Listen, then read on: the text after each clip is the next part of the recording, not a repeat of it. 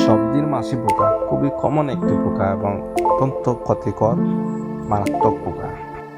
এই পোকাটি ঝিঙ্গা, চিচিঙ্গা, লাউ এবং পটল ইত্যাদি ফসলের ক্ষতি করে থাকে। ঝিঙ্গার পাতার মধ্যে বসে আছে পোকাটি, আপনারা দেখতে পাচ্ছেন, মোবাইলের মাধ্যমে দেখাচ্ছি। এই যে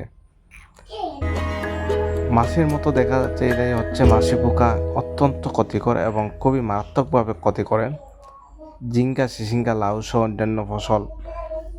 এটা আক্রমণের ফলে টোটালি নষ্ট হয়ে যায়। এই একটা ঝিঙ্গা দেখাচ্ছি আমি, এটা মাছি পোকা আক্রান্ত হয়েছে। এই যে দেখা যাচ্ছে, অবস্থা একেবারে খারাপ করে ফেলছে। মাছি পোকার আক্রমণের কারণে সবজিগুলো একেবারে খাওয়ার অনুপযুক্ত হয়ে পড়ে।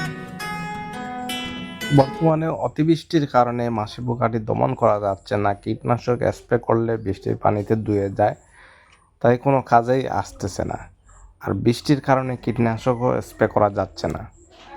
তাই এটার জন্য উপযুক্ত পদ্ধতি হচ্ছে সেক্স ফেরোমন ফাঁদ। এই যে আরেকটা ঝিঙ্গা দেখাচ্ছি, কচি কচি ঝিঙ্গা নষ্ট করে ফেলতেছে, টোটালি নষ্ট করে ফেলতেছে। পারিবারিক চাহিদা মেটানোর জন্য স্বল্প পরিসরে সবজি লাগিয়েছিলাম, কিন্তু মাছি পোকার আক্রমণ কারণে সবজিগুলা খেতে দিচ্ছে না।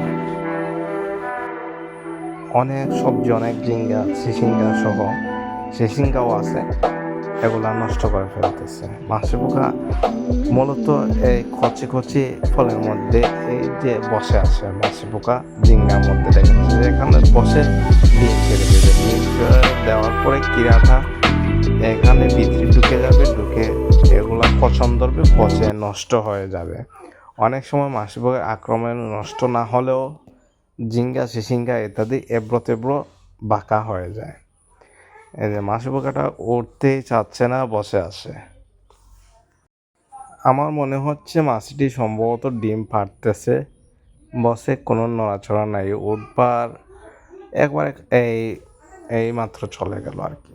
এখানে সেক্স ফেরোমন ফাঁদ স্থাপন করা হয়েছিল, অনেকগুলা মাছি পোকা ফাঁদে আটকা পড়েছিল, কিন্তু পিঁপড়া এসে মাছিগুলা নিয়ে চলে